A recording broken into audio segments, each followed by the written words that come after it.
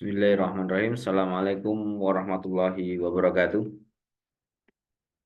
Ya, good morning, selamat pagi, Python Mania. Kita kembali lagi ya.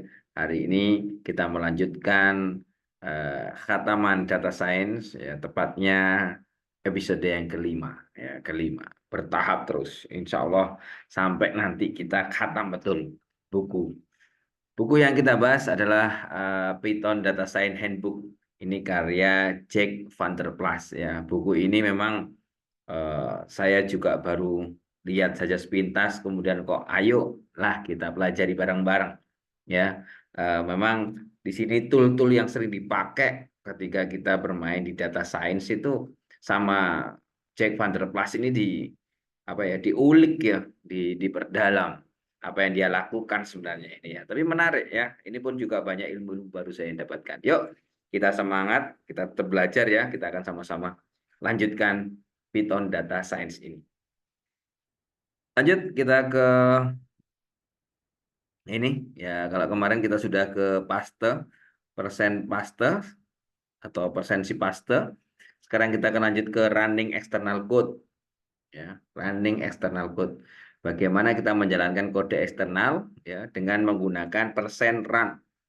As you begin developing more extensive code, you will likely find yourself working in both IPython for interactive exploration, as well as a text editor to store code that you want to reuse. Rather than running this code in a new window, it can be convenient to run in within your IPython session.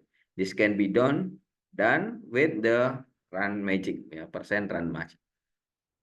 Baik, saat Anda mulai mengembangkan kode yang lebih luas, ya, Anda kemungkinan akan bekerja di IPython ya, untuk eksplorasi secara interaktif.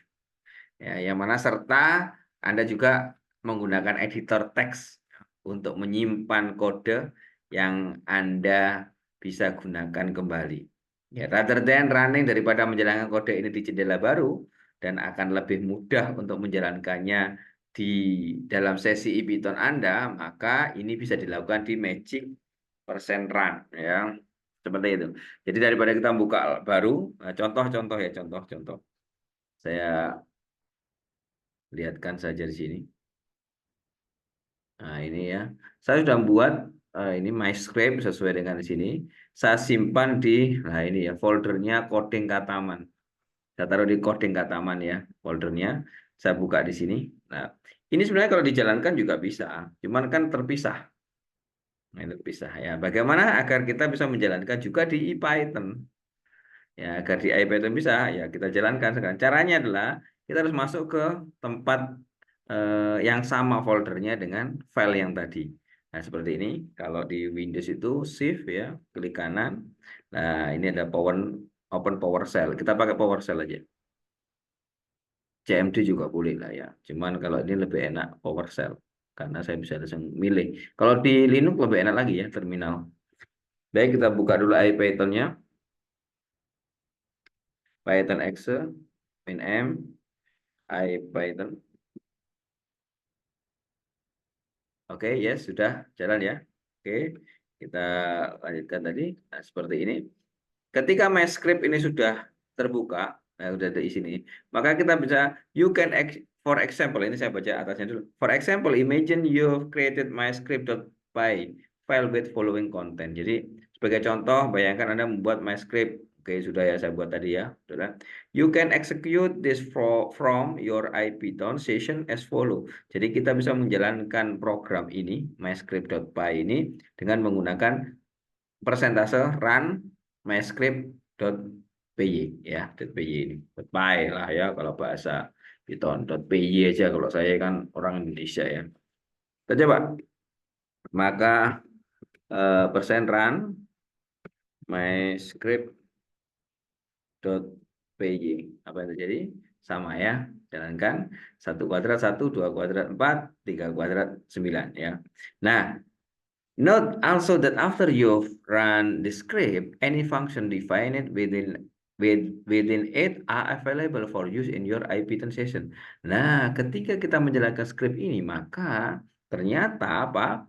Fungsi-fungsi yang didefinisikan di dalamnya MyScript ya, itu kita bisa menggunakannya langsung di IPython. Padahal kita lihat tadi di sini ada def square kan, dia ada fungsi square, fungsi kuadrat. Maka kita bisa coba kita jalankan di sini. Square 5 ya. Oke, nah, jawabannya 25. Artinya ketika kita panggil filenya tadi, fungsi-fungsi di atasnya kita juga bisa ambil di situ ya. Note apa ini? There are several options to fine tune how your code is run. You can see the documentation in the normal way by typing %run. Tanda tanya ya. Question. And the IPython interpreter. Jadi daripada menjalankan kode ini di sebentar. Nah, ini ya. Bahwa ketika ada beberapa opsi ya, agar untuk menyempurnakan bagaimana kode kita nanti dijalankan ya, kita dapat melihat dokumentasinya dengan cara seperti biasa, yaitu mengetik %run tanda tanya ya di interpreter IPython. Coba kita cek aja, kita ngikat ini, kita pengen lihat nanti apa sih dokumentasinya. Lah, ini dokumentasinya. Oh ya, ternyata dokumentasinya dahsyat ini. Run itu ini ya. Oke, ini dokumentasinya. Saya akan keluar saja. Lanjut. Timing code execution. Ya, kita mengukur waktu eksekusi ya, yaitu menggunakan %time8. Another example of a useful magic function is %time8 ya, which will automatically determine the execution time of the single line Python statement that follows it. Nah, jadi contoh lain dari fungsi magic yang berguna adalah persentase time8, yang mana secara otomatis akan menentukan ya execution time, waktu untuk eksekusi dari single line Python statement, dari pernyataan Python yang single line, satu baris ya, yang mengikutinya. For example, we may want to check the performance of a list comprehension. Misal kita ingin memeriksa kinerja comprehension list yang ada di sini. N X ya, time 8 L sama dengan N bintang 2 for N in range 1000 ya, maka jawabannya 1000 loh. Nah, ini kayaknya berbeda. Di versi IPython yang terbaru, tampilan keluarnya nggak seperti itu. Coba kita akan lihat ya. Persentase time 8, jadi kita akan menghitung ini. Ya. N 2 for N in range ya. Berapa? 1000 ya. Oke, kita jalankan. Masih mereka menghitung apa yang terjadi. Kayaknya tampilannya sudah berbeda nanti. Sekali lagi ini berbeda-beda mungkin di setiap komputer. Kenapa? Karena tergantung pada kecepatan komputernya ya. Ini kecepatan dari laptop yang saya pakai ini ya, menggunakan Core i5 generasi yang keempat dengan RAM 8 GB ya. Jadi akhirnya ketemu di situ 159 mikrosecond plus minus 3,44 mikrosecond ya per loop. Jadi per loop per putaran itu segitu.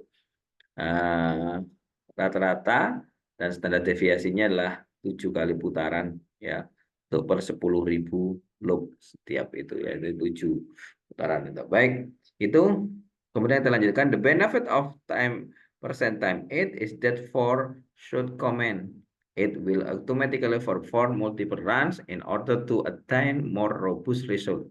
For multi-line statement, adding a second %sign will turn this into a cell magic that can handle multiple lines of input. Nah, menggunakan persentase time 8 double ya, adalah keuntungannya adalah bagaimana kita perintah singkat ya, the short command it will automatically ya, akan secara otomatis perform multiple run, akan mengoperasikan ya, melakukan multiple run beberapa kali in order to attain beberapa kali pengoperasian untuk mendapatkan hasil yang lebih kuat, more robust result. For multi-line statement, untuk pernyataannya multi-line, itu nggak hanya satu baris ya, of input, dari input, yaitu menambahkan tanda second persen. Jadi persen yang kedua. Kalau dua kali berarti bisa multi-line. Ya, will turn this into a cell magic. Ya, mengubahnya menjadi magic cell yang dapat menangani beberapa baris input. Ya, can handle multiple lines of input. Jadi ketika satu baris itu cukup persentasenya satu, tapi kalau sudah multi line maka persentasenya itu dua. Nah, inilah for example, here's the equivalent construction with for loop. Misalnya inilah konstruksi yang setara dengan loop for. Oke, kita lihat saja ya. Oke, kita langsung ke sini ya. Kita kembali ke sini. Kita gunakan time 8. Time 8 kalau misalkan dia multi line. Ini kan L-nya dikosongi. Kemudian for n in range 1000, ya kan? Kemudian L titik pen tambahkan yaitu n kuadrat. Kita jalankan. Nah, ternyata bisa jalan. Ya, ternyata berapa besarnya skornya? Kalau tadi satu baris itu 159 mikrosekon plus minus 3,4. Nah, ini satu baris multi-line itu ada 188 mikrosekon. Ya, ya sebenarnya sama-sama kecil sih ya. Sekali lagi ini tergantung laptopnya atau komputer Anda ya. Baik, we can immediately see that list comprehension are about 10% faster than the equivalent for loop construction in this case.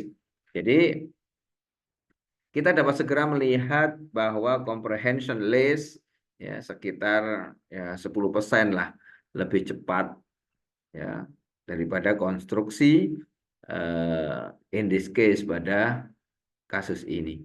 Jadi ketika kita lihat 10% ya. Jadi ini dia berapa? 88 kurang 59. Ya 20 30 ya betul lah. Ya 20% lah kalau di sini ya. Nah, we'll explore percent time 8 and other approach to timing and profiling code in profiling and time code on page 25. Ya. Nanti kita akan membahas percent time 8 dan pendekatan lainnya untuk mengatur waktu dan pembuatan profil kode dalam profiling dan timing kode di halaman 25. Ya. Help on magic function equation, percent magic and percent ls magic. Like normal Python function. Kita lanjut ya ini ya. Python magic function have docstring and this useful documentation can be accessed in standard manner. So for example, to read the documentation of the percent time 8 magic, simply type this. Jadi persentase time 8 tanda tanya. Nah, sudah. Oke. Documentation for other function. Ini nanti hasilnya dokumentasi. Ya, dokumentasi. Documentation for other function can be accessed similarly. Jadi dokumentasi yang fungsi lain dapat diakses dengan cara yang sama. To access a general description of available magic function, untuk mengakses deskripsi umum tentang fungsi magic yang tersedia, including some example, termasuk beberapa contoh, you can type this. Anda dapat mengetik seperti ini. Jadi nanti percent magic ya. For a quick and simple list of all available magic function, type this. Jadi persen ls magic. Jadi untuk daftar cepat yang sederhana dari semua fungsi magic yang tersedia, maka ketik ls magic. Finally, akhirnya, I'll mention that it is quite straightforward to define your own magic function if you wish. Ya. Saya akan menyebutkan bahwa cukup mudah untuk menentukan fungsi magic Anda sendiri jika Anda mau. We won't discuss it here. Ya, kami tidak akan membahasnya di sini. But if you are interested, see references listed in more Python resources on page 13. Ya, kami tidak akan membahasnya di sini, tapi jika Anda tertarik, lihat referensi yang tercantum dalam sumber daya Python lainnya di halaman nanti 30. Oke, masih lanjut ya. Sekarang kita lihat input and output history.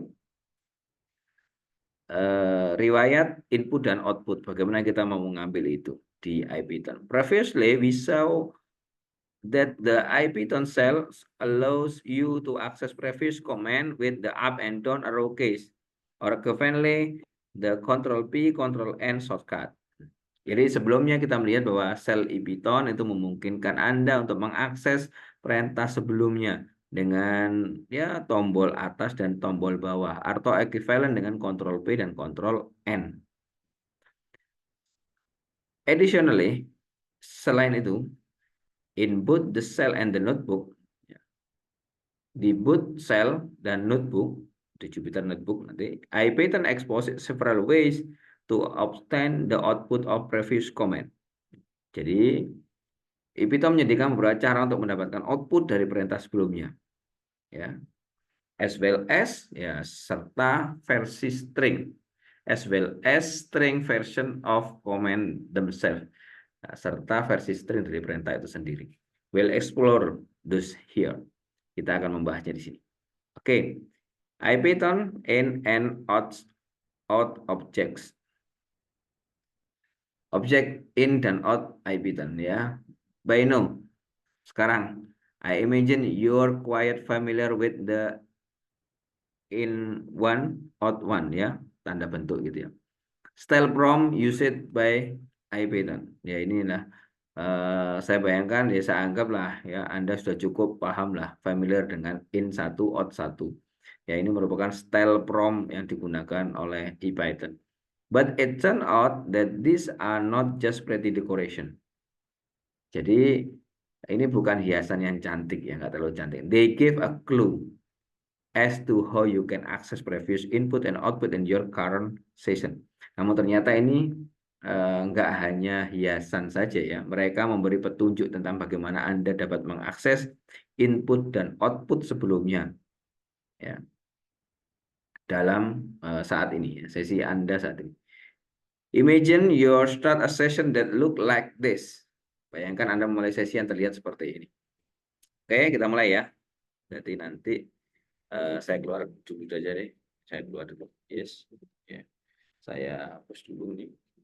Biar bersih. Kemudian saya jalankan lagi IPython-nya. Oke, kita mulai dulu import math. Oke, kita panggil import math. Kemudian math titik sin 2. Oke, ada jawabannya itu. Kemudian kita masukkan math titik cost 2. Oke, itu minus ya. Oke, ini sudah kita jalankan. We have imported the built-in math package, then compute the sin and cosinus of number 2. Jadi kita mengimport built-in, jadi paket bawaannya Python yaitu math ya. Maka kemudian kita menghitung nilai sin dan cos dari bilangan 2. This input and output are displayed in the cell with in-out label. Jadi input dan outputnya ditampilkan di dalam sel ya dengan label in atau out. But there's more, tetapi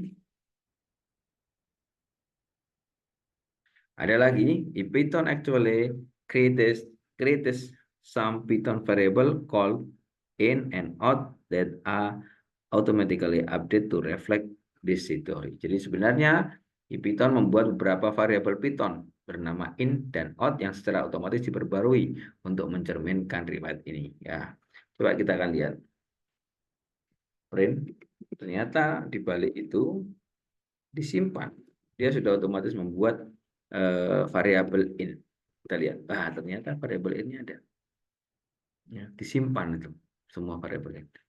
Kemudian kita tinggal ngetik out misalnya. Nah, ini variable out. Ya. Oke, jadi sudah disimpan di sini. The in object is a list. Ya. Objek in itu adalah sebuah list which keep track of the command in order. The first item in list a placeholder so that in one can refers to first command. Jadi objek in itu adalah list yang tujuannya adalah melacak perintah secara berurutan. Yang mana item pertama dalam list adalah placeholder ya, sehingga in1 itu dapat merujuk ke perintah yang pertama ya. Contoh, lanjutkan lagi ya, print int in ya, in1. Nah, apa ini sih perintahnya? Import main. Ya, kita bisa ngambil itu. The out object is not a list, but a dictionary mapping input number to their output, if any. Ya, jadi sedangkan objek itu bukan out object ya, objek out itu bukan list, tapi dictionary, yang mana dia memetakan angka input ke outputnya. Oke.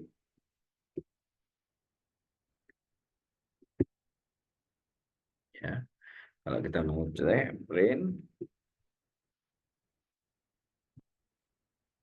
out to ya. Nah, ini kan 0,90 ya, ketika kita mau mencetak out. Jadi sama IPython itu disimpan dalam variabel in dan variabel out ya. Oke. Note that not all operation have output. For example, import statement and print statement don't affect the output. Ya, perhatikan bahwa tidak semua operasi memiliki output. Misalnya pernyataan import dan print itu tidak mempengaruhi output. The latter may be surprising. Ya, hal terakhir mungkin mengejutkan. Ya, but makes sense if you consider that print is a function that return not. Jadi, tapi masuk akal jika Anda menganggap print adalah fungsi yang mengembalikan non.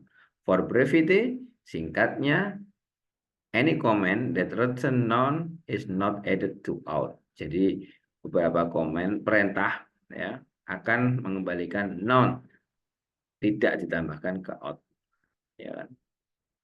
Where this can be useful is if you want to interact with past result. Ini bisa berguna jika Anda ingin berinteraksi ya dengan hasil sebelumnya. For example, let's check the sum of sin 2 di bintang 2 ya, and cos 2 kuadrat. Ini maksudnya kuadrat, sin 2 kuadrat, sin cos 2 kuadrat ya. Using the previously compute result. Ya, jadi di sini misalnya mari kita periksa penjumlahan sin kuadrat dan cos kuadrat menggunakan hasil yang dihitung sebelumnya ya. Kita mau menghitung. Jadi kan sudah ada sin kuadrat dan kuadrat. Itu masuk di out yang kedua. Masuk out yang kedua. Oke. Out yang kedua. Jadi kita bisa pakai tambah out yang ketiga. Oke, maka jawabannya 1 ya. Sin kuadrat tambah cos kuadrat ya nilainya 1. The result is 1.0 as we expect from the well-known trigonometric identity. Ya. Hasil 1.0 seperti yang kita harapkan dari identitas trigonometri yang terkenal. Identity in this case, identity dalam kasus ini menggunakan using this previous result probably is not necessary. Jadi menggunakan hasil sebelumnya ini mungkin tidak diperlukan. But it can become very handy if you execute a very expensive computation and want to reuse the result ya. Tetapi ini menjadi sangat berguna jika Anda menjalankan perhitungan yang sangat mahal dan ingin menggunakan kembali hasilnya ya. Oke, itu teman-teman di episode yang sekarang ini ya, kita sudah mempelajari tentang magic tadi ya, persentase, persen, magicnya IPython, dan juga nanti ternyata objek in dan out di IPython. Oke, kita nanti akan melanjutkan di episode berikutnya tentang apa itu underscore shortcut and previews di output ya, dan seterusnya. Kita sudah menginjak alhamdulillah di halaman 14, jadi besok kita masuk ke halaman 15 di episode berikutnya. Baik, tetap semangat belajar Python ya, always semangat pokoknya. Sampai ketemu lagi di episode yang akan datang. Saya tutup. Wassalamualaikum warahmatullahi wabarakatuh. Semangat ya, semangat, semangat, semangat.